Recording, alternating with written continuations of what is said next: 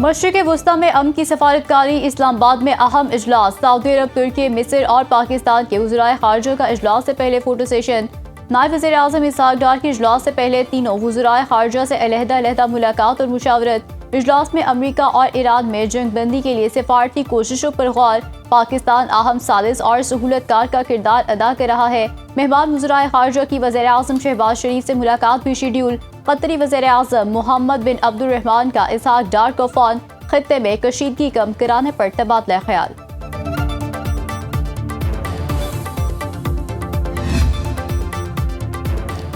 چار ملکی اجلاس سے پہلے نائب وزیر اعظم اسحاق ڈار اور ترک وزیر خارجہ میں مشرق وسطی کی صورتحال پر مشاورت۔ حاکان فیدان کی دفتر خارجہ میں اسحاق ڈار سے ملاقات۔ ایران سمیت علاقائی صورتحال پر تبادلہ خیال۔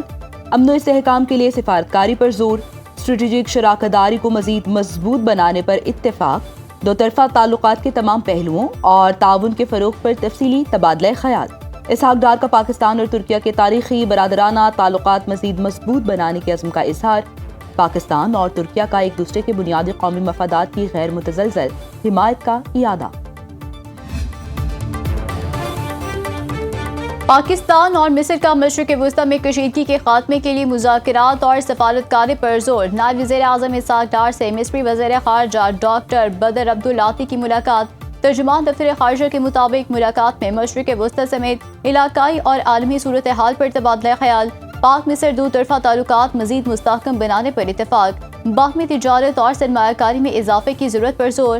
مشترکہ وزارتی کمیشن سمیت دو طرفہ میکانزم کو فعال بنانے اور کاروباری روابط کو فروغ دینے پر اتفاق۔ دفاعی اور سیکیورٹی تعاون میں مثبت پیش رفت پر اطمینان کا اظہار۔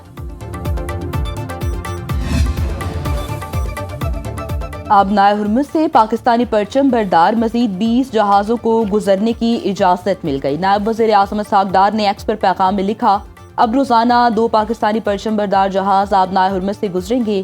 ایران کا اقدام امن کا پیغام ہے۔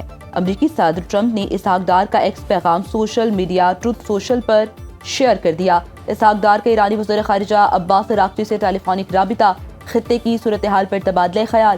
کشیدگی میں فوری کمی کی ضرورت پر زور۔ اسحاق ڈار نے کہا، پائیدار امن کے لیے ڈائیلاگ اور ڈپلومیسی ناگزیر ہے۔ پاکستان علاقائی امن اور استحکام کی تمام کوششوں کا ساتھ دینے کے لیے پرعزم ہے۔ ملکی ضروریات کے لیے پیٹرولیم مصنوعات کی مناسب مقدار موجود ہے۔ وزیر اعظم شہباز شریف کی زیر صدارت اجلاس میں ایندھن کی بچت اور کفایت والی اقدامات کا جائزہ۔ شہباز شریف نے کہا کہ حالیہ صورتحال میں عوامی ریلیف کو اولین ترجیح دی۔ 3 ہفتے کے دوران جس قدر ممکن ہو سکا عوام کو ریلیف فراہم کیا۔ حکومتی فیصلوں کی بدولت ملکی ضروریات کے لیے تیل موجود ہے۔ شہری بچت مہم کے تحت غیر ضروری سفر سے پرہیز کریں۔ دفاتر اور کام کی جگہوں پر ٹیلی کانفرنسنگ کو ترجیح دی جائے۔ وفاقی حکومت کی ہفتے میں 2 دن سمارٹ لاک ڈاؤن کی تجویز۔ سمارٹ لاک ڈاؤن ہفتہ دن 12 بجے سے اتوار رات 12 بجے تک نافذ کرنے کی سفارش۔ مارکیٹس بند، شادی تقریبات پر پابندی، ہائی ویز اور موٹر ویز بند رکھنے کی تجویز۔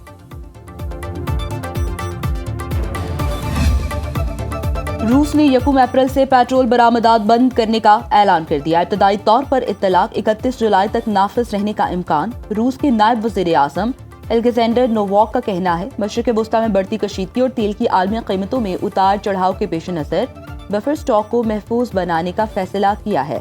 مقصد روسی صارفین کے مفادات کے تحفظ کو یقینی بنانا ہے۔ توانائی بحران کے دوران روسی فیصلے سے عالمی تشویش میں اضافہ۔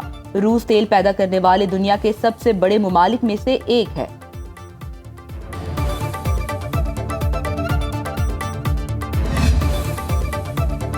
خلیج تعاون کونسل نے اسرائیل کا خطے کے نقشے میں تبدیلی کا منصوبہ مسترد کر دیا۔ خلیجی ممالک نے آبنائے ہرمز کی حیثیت میں تبدیلی ناقابل قبول قرار دے دی۔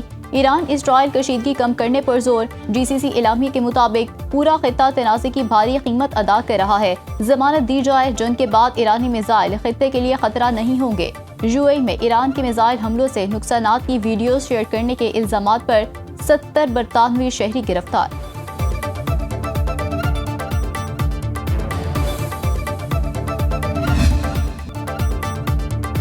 سعودیہ کی پرنس سلطان ایئر بیس پر ایرانی میزائل حملے میں امریکی سرویلنس طیارہ تباہ۔ E3 کی تباہی کی تصاویر اور ویڈیوز سامنے آ گئی۔ سابق امریکی جنرلز کا کہنا ہے E3 کی تباہی سے امریکہ کی خلیج فارس پر نگرانی متاثر ہوگی۔ Airborne warning and control aircraft کا دوران جنگ کردار انتہائی اہم ہوتا ہے۔ سسٹم طیاروں اور ڈرونز کا سینکڑوں میل دور سے پتہ لگا سکتا ہے۔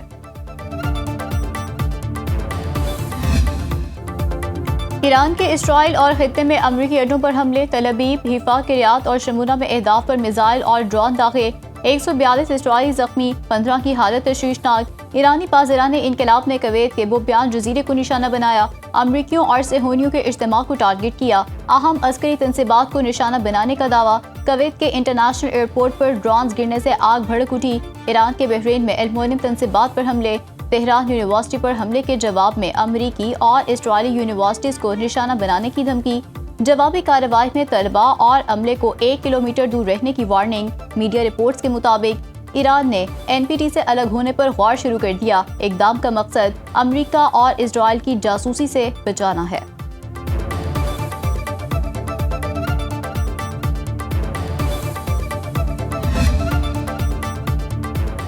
امریکہ اور اسرائیل کی ایران کے خلاف جنگ دوسرے ماہ میں داخل، امریکہ اور اسرائیل کا ایران کے شہر حفظ گل پر حملہ، پانی کے ذخیرے کو نشانہ بنایا۔ سینکوم کے مطابق 1 ماہ کی جنگ کے دوران ایران میں 11,000 سے زائد اہداف پر حملے کیے گئے، ایران کے 150 جہازوں کو تباہ یا نقصان پہنچایا گیا۔ ایرانی ہلال احمر سوسائٹی کے مطابق امریکی اور اسرائیلی حملوں میں ایران میں 93,000 سویلین املاک تباہ ہو چکی، 20,000 کاروباری مراکز، 600 اسکول اور 290 اسپتال تباہ ہو گئے۔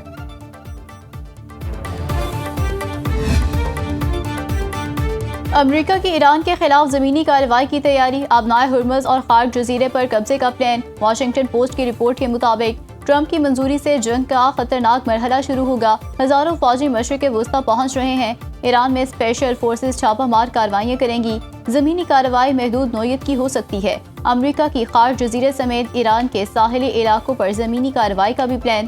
ترجمان وائٹ ہاؤس کے مطابق تیاریوں کا مطلب یہ نہیں کہ صدر نے کوئی فیصلہ کر لیا۔